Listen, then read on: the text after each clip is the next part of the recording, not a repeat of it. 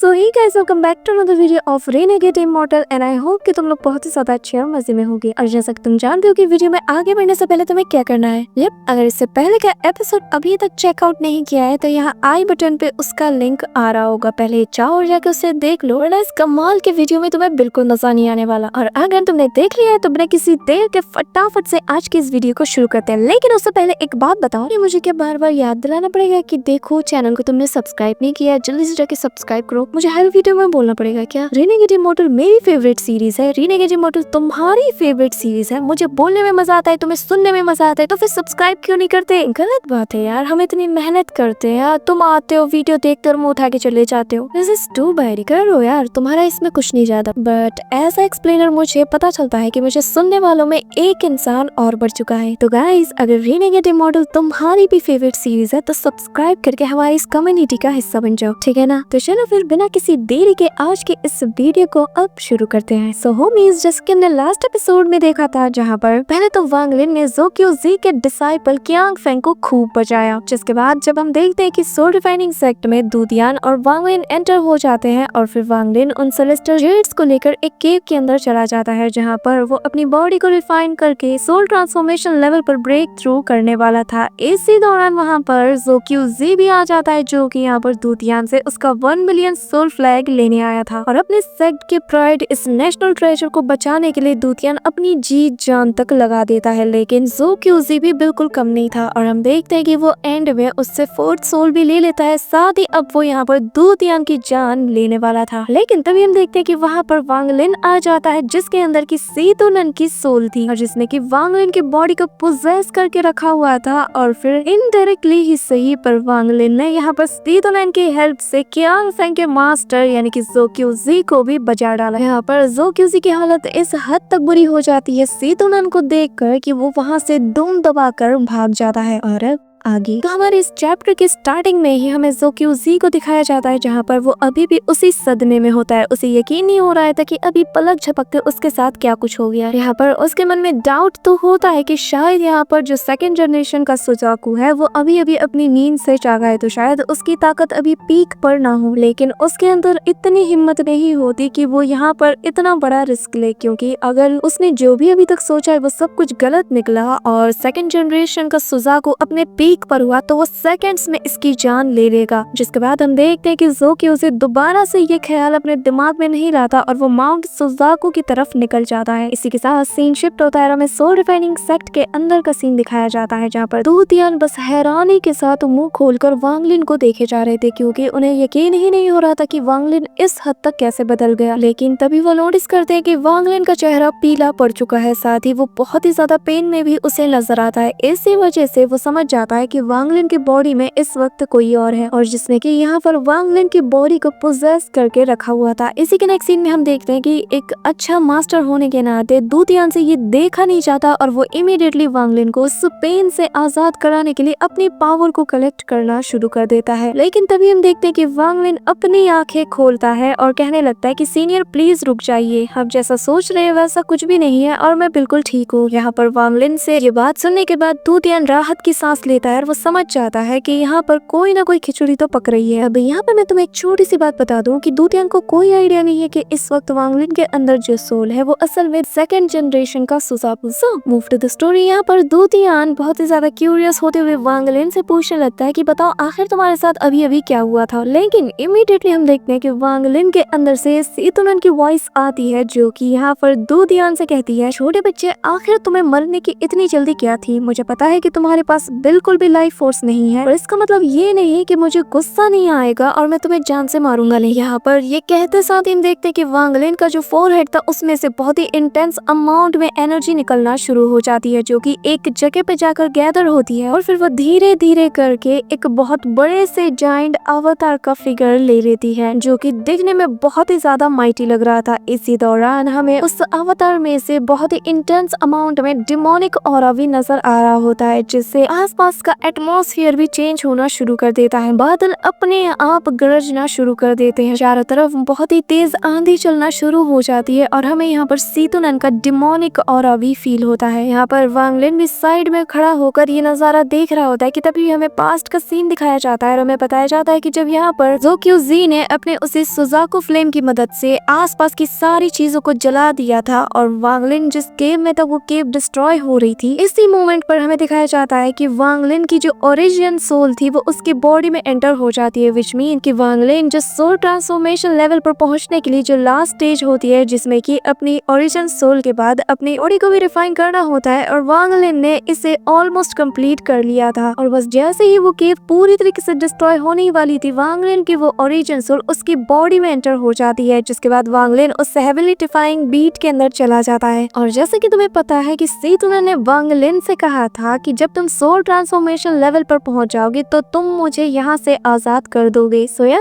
वांग लिन soul transformation में break through कर चुका है गाइस, है ना कमाल की बात। अब एक और कमाल की बात सुनो, तुम्हें पता है यहाँ पे ये जो लाइक का बटन है, अगर तुम इसे क्लिक करोगे और ऐसे ही तुम में से 3 के लोगों ने अगर इसे क्लिक कर दिया और 3 के लाइक्स कंप्लीट हो गए तो नेक्स्ट वीडियो कल ही आ जाएगी, है ना कमाल की बात। देखो मैंने जो कहना था मैंने कह दिया, अब ये तुम पर है। तुम्हें अगर वीडियो जल्दी चाहिए तो लाइक करो, नहीं चाहिए तो मत करो। Well jokes apart, so move to the story, जिसके बाद हमें ये बताया जाता है कि भले ही यहाँ पर सीतुनन वापस आ चुका था और उसने अपनी आंखें खोल ली थी, लेकिन वो अभी भी बहुत ही ज्यादा कमजोर था। लेकिन बंदा बहुत ही कमाल का एक्टर है, उसे पता था कि उसका नाम ही काफी है किसी को खौफ दिलाने के लिए। मतलब सामने वाले के दिल में अगर तुम्हारी दहशत है तो उसे डराने में और मजा आता है। लेकिन वांग लिन को भी बहुत ही ज्यादा क्यूरियस होती है इस बात की कि आखिर आप ऐसा कैसे कर सकते हैं। आपको पता है कि आप अभी इतने ज्यादा स्ट्रॉन्ग नहीं है, अभी आपकी कंडीशन बहुत ही ज्यादा वीक है। क्या आपको उस वक्त डर नहीं लगा जब आप ज़ो क्यूज़ी से उसकी उंगलियां कटवा रहे थे? जिस पर सीतुनन यहाँ पर हंसते हुए कहता है कि डर, और मुझे सीतुनन को किसी से भी डर नहीं लगता और वो इसलिए क्योंकि मैं सीतुनन हूँ। जिसके बाद सीतुनन की नजर यहाँ पर दूतियान पर जाती है जो अभी भी हैरानी के साथ बस सीतुनन को देखे जा रहा था। जिसके बाद दूतियान को सीतुनन कहने लगता है कि छोटे बच्चे एक बात बताओ, तुम्हें जरा भी डर नहीं लगा जब तुम उसे 4th सोल को देने से मना कर रहे थे? मेरी सिचुएशन इस वक्त बहुत ही ज्यादा वीक है, तो आखिर तुम उसे 4th सोल क्यों मान गए थे? क्या होता अगर मैं उसी वक्त डीप स्लीप में चला जाता? फिर तो वो तुम्हें इमीडिएटली जान से मार देता। लेकिन तुम चिंता मत करो, एक बार मेरी कल्टीवेशन रिकवर हो जाए फिर मैं माउंट सुजाकू को फाड़ते हुए जाऊंगा और तुम्हारे 4th सोल को वापस ले आऊंगा। यहाँ पर दूतियान को समझ नहीं आ रहा था कि इतने सालों में किसी ने उसे ऐसे बच्चा कहकर पुकारा है। वो बस हैरानी के साथ यहाँ पर सीतुनन से रिस्पेक्ट के साथ पूछने लगता है कि सीनियर आखिर आप कौन है? यहाँ पर ये सुनते साथ ही सीतुनन को थोड़ा सा गुस्सा आ जाता है। इसी वजह से वो वांग लिन से कहता है कि जरा इस बच्चे को बताओ कि आखिर मैं कौन है। जिस पर वांग लिन दूतियान को बताने लगता है कि सीनियर ये सीतुनन है। लेकिन जैसा कि तुम सभी जानते हो कि दूतियान को 2nd जनरेशन के सुजाकू का नाम नहीं पता, इसी वजह से दूतियान बहुत ही ज्यादा कंफ्यूज नजर आता है। जिसके बाद वांग लिन उन्हें बताने लगता है कि ये असल में 2nd जनरेशन के सुजाकू है। बस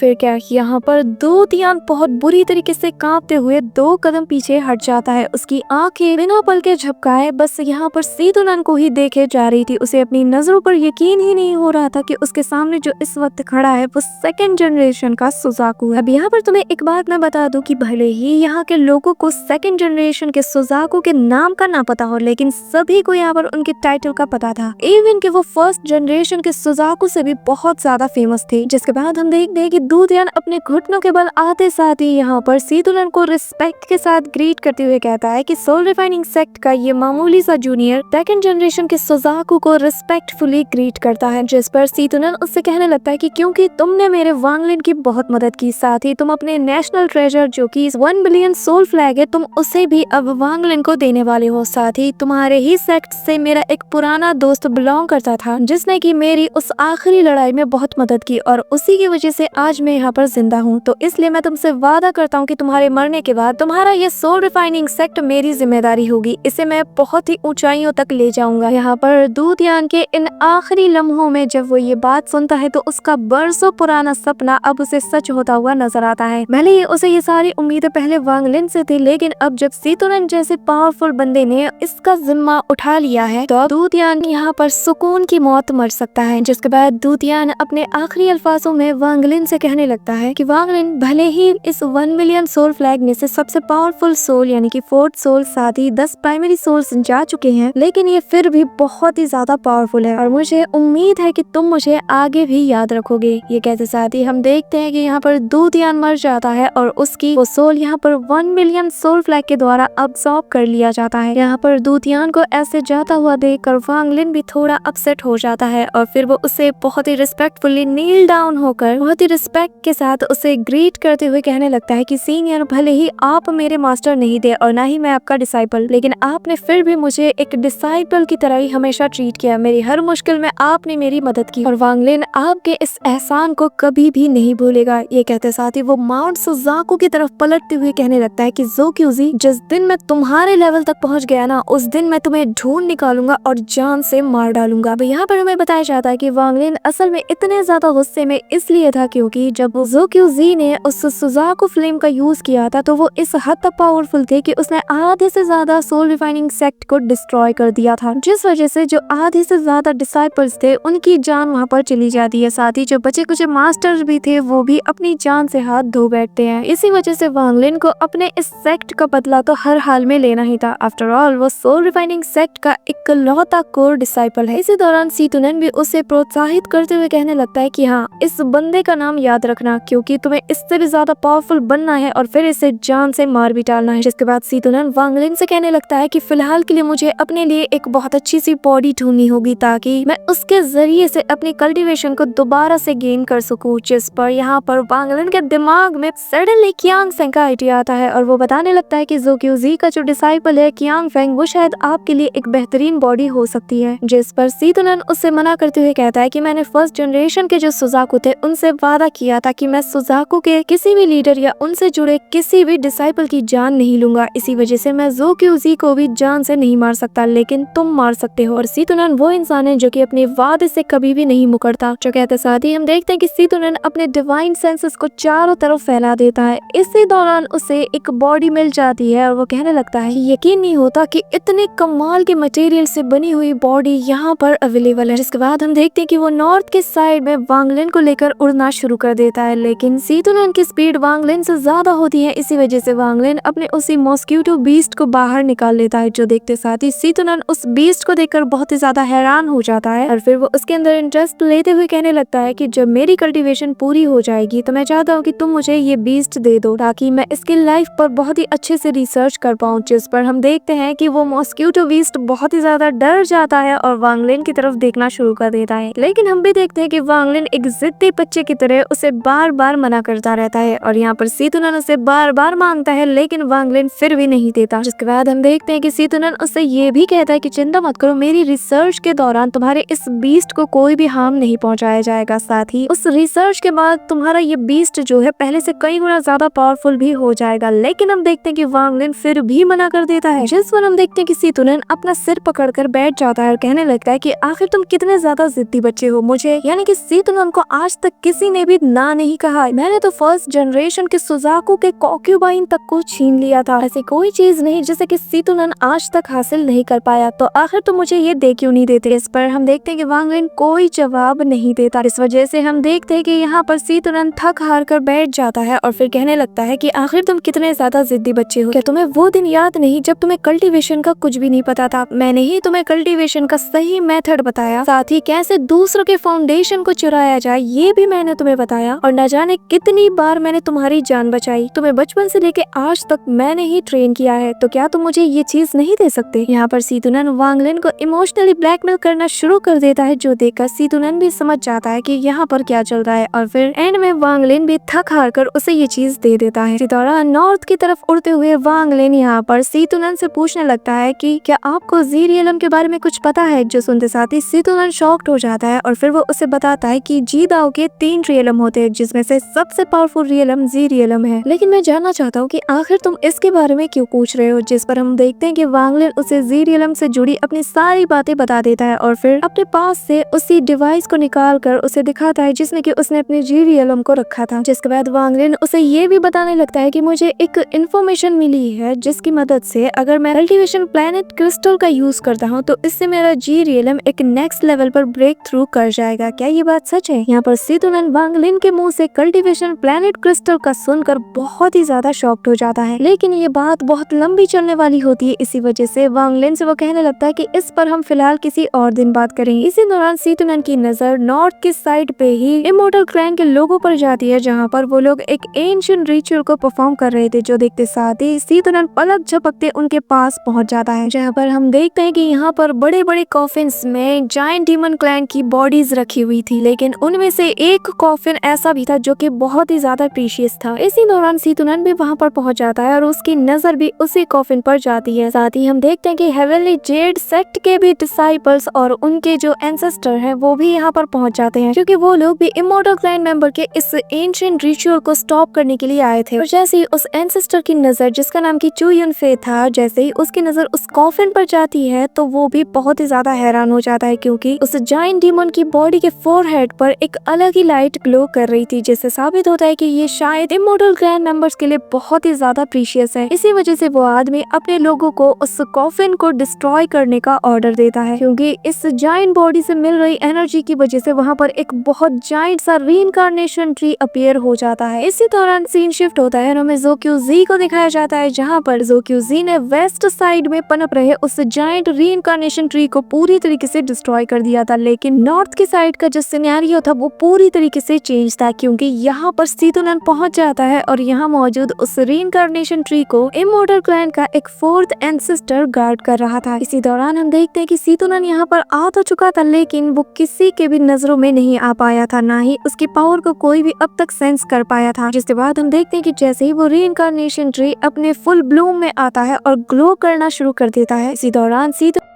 आ जाता है और इस जायंट एंसेस्ट्रल स्पिरिट ट्री को पूरी तरीके से चट कर जाता है। वो इसकी एनर्जी का एक कतरा तक नहीं छोड़ता। यहाँ पर किसी को कानों कान भनक नहीं लग पाती, लेकिन जैसे ही वो ट्री मुरझाना शुरू कर देता है तब जाकर सबको समझ आता है कि यहाँ पर कुछ तो गड़बड़ है। जिसके बाद हम देखते हैं कि तुरंत यहाँ पर उस फोर्थ एंसेस्टर को देखकर हंसना शुरू कर देता है। यहाँ पर अपने एंसेस्टर स्पिरिट ट्री को, जिसे कि इन्हें ग्रो करने के लिए 10,000 साल लगे थे, जिसकी मदद से ये एक 10 लीफ के समन को क्रिएट करने वाले थे, लेकिन यहाँ पर इनके 10,000 सालों की मेहनत को सीतुनन ने मिनटों में मिट्टी में मिला दिया। जिसके बाद हम देखते हैं कि उस फोर्थ एंसेस्टर को बहुत ही ज्यादा गुस्सा आ जाता है, जिसके बाद वो सीतुनन से कहने लगता है कि तुमने हमारी 10,000 सालों की मेहनत को मिट्टी में मिला दिया और अब तुम्हें इसकी कीमत अपनी जान देकर चुकानी पड़ेगी। ये कहते साथ ही वो उसका पीछा करना शुरू कर देता है। यहाँ पर उसे अपनी तरफ आता हुआ देखकर सीतुनन कहने लगता है कि मानना पड़ेगा, जो फर्स्ट जनरेशन का सुजाकू था उसका मेथड बहुत ही ज्यादा कारगर है। बस एक बार मेरे पास मेरी बॉडी आ जाए, फिर मैं ये मेथड वांग लिन को भी सिखा दूंगा और फिर हम दोनों मिलकर ऐसे ही एंसेस्टर स्पिरिट ट्री को डिवोर करेंगे। यार ये दोनों तबाही है। जिसके नेक्स्ट सीन में हम देखते हैं कि सीतुनन यहाँ पर उस फोर्थ एंसेस्टर को अपना पीछा करवाते हुए बहुत दूर तक ले जाता है। यहाँ पर जब वांग लिन सामने से देखता है कि सीतुनन के पीछे एक एंसेस्टर पड़ा हुआ है, तो वांग लिन समझ जाता है कि मुझे भी यहाँ से 9 तो 11 होना चाहिए। So that's it for today guys. I hope कि तुम सबको आज की वीडियो बहुत ही ज्यादा पसंद आई होगी। अगर हाँ तो वीडियो को लाइक करना, चैनल पे नए हो तो सब्सक्राइब कर। तो मिलते हैं नेक्स्ट वीडियो में, तब तक के लिए बाय।